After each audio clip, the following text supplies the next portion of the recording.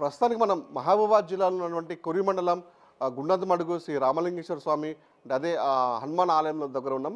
అంటే ఇది ఒక 600 సంవత్సరాలుగా సంబంధించినటువంటి పురాతన ఆలయం విశిష్టత ఉందని చెప్పేసి ఇక్కడ పూర్వీకులు చెప్తున్న సందర్భం ఉంది. అంటే గత 80 ఏళ్ళుగా సంబంధించినటువంటి ఆలయం అభివృద్ధిలోకి వచ్చింది. ఇక్కడ ఉన్నటువంటి సంబంధించిన బట్టార్ అనే ఒక ఆచార్య ద్వారా కూడా సంబంధించిన ధూపదీప నైవేద్యాలు కూడా జరుగుతుందని చెప్తున్నారు. అయితే ఈ ఆలయ విశిష్టత మొత్తం తెలుసుకునే ప్రయత్నం చేద్దాం మనం.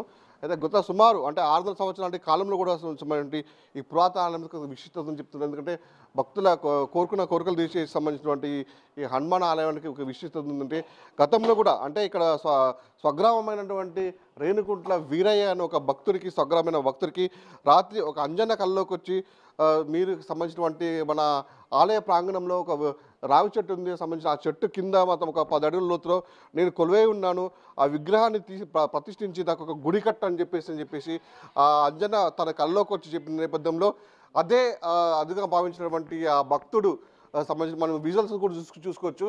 ఈ చెట్టు అంటే సంబంధించినటువంటి పురాతనమైన చెట్టు ఇది గత 600 సంవత్సరాల నుంచి 80,000 సంవత్సరాలకు సంబంధించినటువంటి పురాతన చెట్టుకి సంబంధించినటువంటి ఇక్కడే హనుమాన్ విగ్రహం అంతా వెలిచిందని చెప్పేసి పూర్వీకులు అతను చెప్తున్న పరిస్థితి ఉంది. అయితే ఈ సంబంధించినటువంటి ఈ చిన్న గుడి కూడా అంటే భక్తులకి కోరుకున్న కోరికలు నెరవేరుస్తుందని చెప్పేసి కూడా ఉన్నటువంటి భక్తులు ఇక్కడికి వచ్చి తమ కోరికలను తమ మొక్కులు బతుకు చెల్లించుకున్న సందర్భాలు ఉన్నాయి.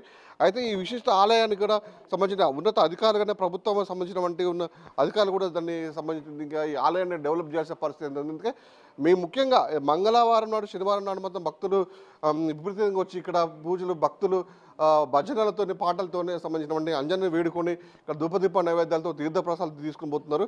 అయితే ఈ విశిష్టత తెలుసుకున్నటువంటి జిల్లా ప్రజలే కాకుండా సంబంధించిన రాష్ట్రాల నుంచి అంటే హైదరాబాద్, విజయవాడ తదితర వేరే ఇతర రాష్ట్రాల నుంచి కూడా భక్తులు ఇక్కడికి వచ్చి తమ మొక్కులు తెచ్చుకునే సందర్భాలు అయితే ఉన్నవి. దగ్గర విజువల్స్ తీసుకోవచ్చు. సంబంధించినటువంటి ఏదైతే కొలువై ఉన్న ఇక్కడ ఆంజనేయ స్వామి మొత్తం అంటే అలంకరించి ఇక్కడ పూజలు అందుకుంటున్నాడు. ఇట్ ద సేమ్ టైం అంజన ముందు కూడా సంబంధించిన లింగాకారంలో ఉండే శివుడు, పక్కనే సీతారామచంద్ర స్వామి లక్ష్మీ సంబంధించిన సీత లక్ష్మణుడు రామ ఇక్కడ కొలువై ఉన్నారు. అయితే ముఖ్యంగా ఇక్కడికి వచ్చిన కొంత భక్తులు కూడా తమకు ఏదైతే కోరికలు నెరవేరుతున్నాయో ఆ కోరికలు నెరవేర్చడానికి ముఖ్యంగా ఏదైతే హనుమాన్కి సంబంధించినటువంటి నైవేద్యంగా కూడా అంటే 11 డజన్లకు సంబంధించినటువంటి అరటిపళ్ళ నైవేద్యంగా పెట్టడం అనేది అక్కడ ఈ ఉన్నటువంటి టెంపుల్లో ఒక విశిష్టత ఆనవాయితీగా వస్తుంది. ఎవరైతే తమ కోరికలు కోరుకుంటూ ఇక్కడ 11 డజన్ల అరటిపళ్ళు అయితే నైవేద్యంగా ఆంజనేయ స్వామికి పెడుతున్నారో వాళ్ళ కోరికలు కూడా నెరవేరిన నేపథ్యంలో మళ్ళీ ఈడికి వచ్చి తమ మొక్కులు చెల్లించుకునే సందర్భాలు అవుతున్నాయి. అయితే మనం చూసుకోవచ్చు గతంలో కూడా అంటే ఇక్కడ అంటే ఆలయం వెలిసినప్పటి నుంచి కూడా గత ఒక 10 సంవత్సరాలు 5 సంవత్సరాల క్రితం మధ్యల కాలంలో కూడా ఒక రామచిలుక ఇక్కడికి వచ్చి రామచిలుక అంటే సాక్షాత్తు ఏదైతే శ్రీరాముని ప్రత్యేక దూతగా ఇక్కడికి ఆలయం వచ్చి ఇక్కడ సుమారు ఒక 4 రోజుల పాటు ఇక్కడ సందడి చేసి భక్తులకు దర్శనం ఇచ్చి ఇక్కడ సందడి చేసిన సందర్భాలు కూడా ఉన్నాయి. ఈ రామచిలుక దర్శనం చేసుకున్నానికి కూడా చాలామంది ఇక్కడ నుంచి వేరే బయట ఇతర రాష్ట్రాల నుంచి కూడా జనం ఇక్కడికి వచ్చి రామచిలుకలు దర్శించుకొని ఇక్కడ తమ కోరికలు నెరవేరని చెప్పేసి కూడా వాళ్ళ భక్తుల మీద ప్రగాఢ నమ్మకం ఉంది. అయితే ప్రస్తుతం మనతో మాట్లాడడానికి ఆలయ పూజారి గారు ఉన్నాడు, వాళ్ళ బట్టారు గారు ఉన్నారు. వాళ్ళు అడిగి తెలుసుకునే ప్రయత్నం చేద్దాం. స్వామి మీరు చెప్పండి ఆలయ విశిష్టత ఏంటి, అసలు ఏంటి ఇక్కడ అంటే ముందు ఇక్కడ 11 డజన్ల అరటిపళ్ళు నైవేద్యంగా పెడితే కోరుకునే కోరికలు తీరుతాయని చెప్పేసి భక్తులు బాగా విశ్వసిస్తున్నారు కదా. ఏంటి ఆలయ విశిష్టత అసలు ఏంటి? అసలు ఇది హనుమాన్ శివాలయం అండి. రామలింగేశ్వర స్వామి టెంపుల్, గుండ్రాదిమడుగు గ్రామము, కొరివి మండలము, మహబూబాబాద్ జిల్లా అండి, మన తెలంగాణ స్టేటు. అయితే ఇక్కడ నేను గత 26 సంవత్సరాల నుంచి ఇక్కడ అర్చకత్వం చేస్తున్నాను. ఈ గుళ్ళో పూజారిగా పనిచేస్తున్నాను. అయితే నేను వచ్చినప్పుడు స్వామివారు నేను తడిసిపోయేది ఇక్కడ వర్షం పడితే.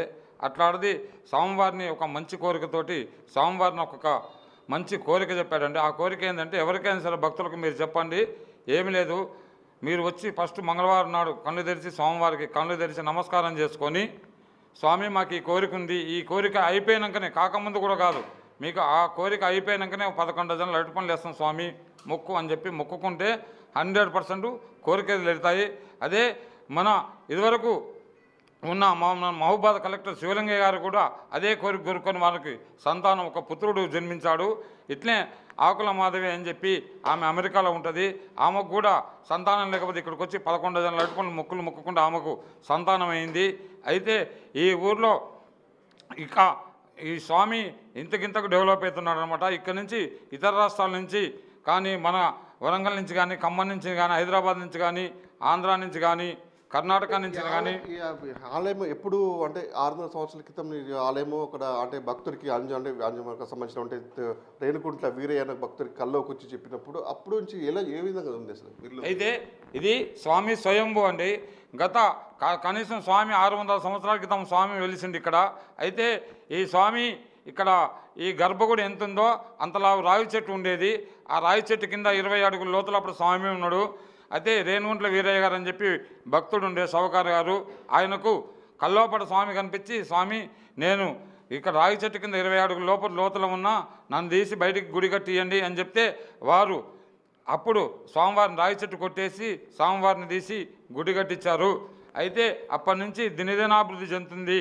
అయితే ఈ ఆలయం వచ్చేసేసి అక్కడ ఎదురుగా ఉన్న స్వామికి ఎదురుగా ఉన్న రావి చెట్టుని ఇప్పుడు ఇక్కడ నారాయణపురం కొత్తండ మల్యానాయకుడు ఉండే ఆయన నేను వచ్చినప్పుడు ఒక చిన్న మొలకను తీసుకొచ్చేసాడు 26 సంవత్సరాల క్రితము. అది ఇప్పుడు హనుమంతునిలాగా మహావృక్షం అయిపోయింది అది. అయితే ఇక్కడికి వచ్చేసేసి మన వాళ్ళు ఆయన గత 80 సంవత్సరాల క్రితం ఆయన కల్లో వస్తే గత 80 సంవత్సరాల కల్లో వచ్చినప్పుడు ఆయన రాయి చెట్టును కొట్టేసి స్వామివారిని ప్రతిష్ఠింపజేశారు. వారు శివభక్తులు కాబట్టి ఆయన ఏం చేశారంటే అప్పట్లోనే 80 సంవత్సరాల క్రితం కాశీకి వెళ్ళి శివలింగాన్ని తీసుకొచ్చి ప్రతిష్ఠ చేశారు. అయితే గత 26 సంవత్సరాలుగా ఇక్కడ నేను అర్చకునిగా పనిచేస్తున్నాను. అయితే ఇక్కడికి ఎమ్మెల్యేలు కానీ ఎంపీలు కానీ చాలామంది వస్తుంటారు. వచ్చిన వారి కోరికలు మాత్రం ఈ 11 రోజుల అడిపండ్లు తీసుకొస్తే నెరవేరుతాయి. ఇది ఖచ్చితంగా నిజం.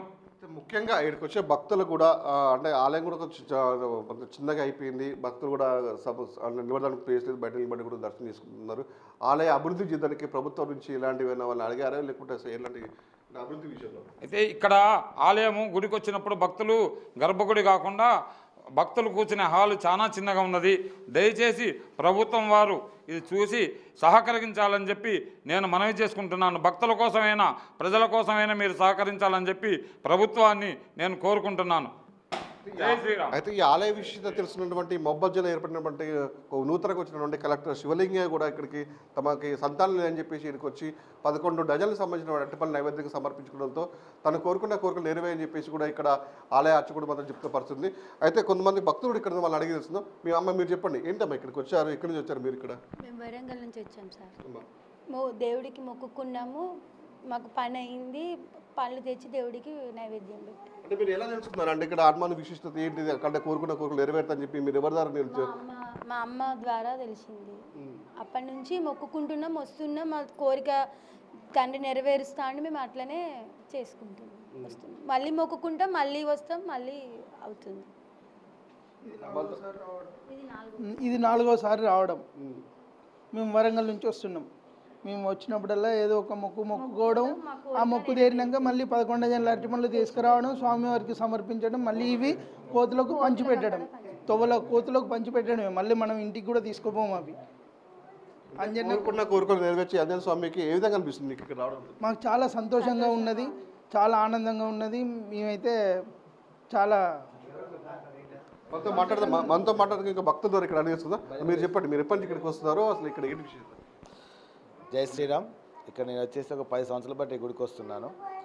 ఏమైతే అనుకున్నానో నా కోరికలు మొత్తం నాకు నెరవేరుతున్నాయి. కాబట్టి ప్రతి మంగళవారం మా భజన బృందం అందరం కలిసి ఇక్కడికి వచ్చేసి భజన కార్యక్రమాలు చేయడము, తర్వాత ప్రతి శ్రీరామనవమికి ఇక్కడ అన్నదానం చేయడము, తర్వాత ఆంజనేయ మిగతా కార్యక్రమాలు కూడా చేయడంలో చురుగ్గా పాల్గొంటున్నాం మా భక్తులు మొత్తం కూడా. ఇక్కడ రావడం వల్ల ఏంటంటే మాకు ఏమైతే మనసులో అనుకున్నామో ఆ కోరికలు మొత్తం నెరవేరడం కాకుండా మనసు కూడా చాలా ప్రశాంతంగా ఉంటుంది. ఈ ఆలయం కూడా కొంచెం అభివృద్ధి కూడా చేయాలని గవర్నమెంట్ వాళ్ళు మేము కోరుకుంటున్నాము. మేము ఇక్కడ చేసుకొని చాలా ప్లేస్ చాలా చిన్నగా ఉన్నది, దాన్ని విస్తరించి దానికి ఏదైనా తగిన సహకారం చేయాలని కోరుకుంటున్నాం. అంటే ఇక్కడ వచ్చినటువంటి భక్తులు కూడా అంటే ఉదయాన్నే ఇక్కడ 5-5:30 ప్రాంతానికి ఇక్కడికి వచ్చి భజన భక్తి పాటలతో అంటే హనుమంతు సంబంధించినటువంటి భక్తి పాటలతో ఇక్కడ పారవశంతో మనం ఇక్కడ భజన చేయడం మనం చూస్తుంటాం. అంటే మనతో మనకి మహిళా భక్తులు వాళ్ళని చూస్తాం. మీరు చెప్పండి, ఎప్పుడు చూస్తున్నారు ఇక్కడ ఏంటి? జై శ్రీరామ్. నా పేరు ఆశాదేవి. నేను 9 ఇయర్స్ నుంచి వస్తున్నాను. నేను ఇక్కడికి వచ్చినప్పుడు ప్రజెంట్ నాకు అంటే స్కూటీ ఉండకపోయేది, ట్రావెలింగ్కి ఇబ్బంది అయ్యేది. నేనైతే మనసులో ఒకటే అనుకున్నాను, కనీసం ఒక స్కూటీ ఏదో ట్రావెలింగ్ ఉంటే నేను ప్రతివారం వచ్చేదాన్ని కదా అనుకునేది. అలాగా స్కూటీ, లారీ, సంథింగ్ లారీ అన్నీ బాగానే నాకు దేవుడు కరుణించాడు. ఇక్కడికి వచ్చిన ప్రతిసారి కూడా వారం భక్తులు పెరుగుతుంటారు. ఎందుకంటే ఒకసారి వచ్చినాక స్వామివారిని దర్శించుకున్నాక వాళ్ళకి మళ్ళీ కంపల్సరీ రావాలనిపిస్తుంది. ఈ భజన కార్యక్రమాలు చాలా బాగా జరుగుతాయి. ఈ వారం వచ్చే భక్తుల సంఖ్య అధికంగా అవుతుంది కాబట్టి కొంచెం కూర్చుంటానికి ఇబ్బంది తప్ప ఈ గుడికి వచ్చిన వాళ్ళందరూ కూడా మంచి జరగడం వల్ల వాళ్ళు ప్రతిసారి ఒకరి నుంచి ఇంకొకరికి స్ప్రెడ్ అయ్యి భక్తులు మాత్రం పెరుగుతున్నారు. ప్రతి గుళ్ళోలా కాకుండా అయ్యగారు కూడా ఈ వాళ్ళు ఇచ్చే అర్చనలు కానీ ఇవన్నీ కానీ చాలా ఓపికతో చేస్తారు పంతులు గారు కూడా. దానివల్ల కూడా అందరికి నచ్చుతుంది. అంటే కొన్ని గుళ్ళల్లో ఏంటంటే అర్చనలకు కానీ వాటికి కానీ కొంచెం భక్తులు సాటిస్ఫై అవ్వరు, కానీ ఇక్కడ మాత్రం చాలా ఓపికతో చేస్తారు అయ్యగారు. భక్తులు కూడా సంవత్సరం హనుమాన్ జయంతికి అన్నదాన కార్యక్రమాలు చేయడం ఇవన్నీ కూడా ఇండిపెండెంట్గా స్వచ్ఛందంగా చేస్తారు. ఎవరికి వాళ్ళు కూడా ఒకళ్ళ ప్రోద్బలం కానీ ఏదీ లేదు. సరే దీనికి ఇంకొంచెం ఎదుగుదల అనేది ఇంకా జరిగితే మాత్రం ఇంకా బాగుంటుందని నేను అనుకుంటున్నాను. ఉత్తరకైతే కోరుకున్న కోరికలు తీర్చే సంబంధించినటువంటి ఈ అంజనకి ఆలయాన్ని అభివృద్ధి చేయాలని చెప్పేస్తున్నారు. అట్ ద సేమ్ టైం అంటే సంబంధించిన ప్రభుత్వం కూడా ధూప నైవేద్యాల కింద కూడా సంబంధించినటువంటి ఆలయ అర్చకులు కూడా కొంత వేతన రూపంలో కూడా కొంత జీతభత్యం ఇస్తున్న నేపథ్యంలో కూడా అవి కూడా చాలాతో కూడా నడుస్తుందని చెప్పి కొంచెం ఆవేదన చేసిన పరిస్థితులు ఉన్నప్పటికీ కూడా ఆలయాన్ని అభివృద్ధి చేయాలి, ఇంకా ముందు కూడా సంబంధించినటువంటి అభివృద్ధిలో తీసుకురావాలి, ఈ ఆలయ విశిష్టత గురించి ప్రపంచంకు తెలియజేసి చెప్పేసి ఇక్కడ భక్తులు, ఇక్కడ సంబంధించిన గ్రామస్తులు, అయ్యగారికి సంబంధించిన పూజలు కోరుకున్న పరిస్థితి ఉంది. ఇది ఇక్కడ పరిస్థితి.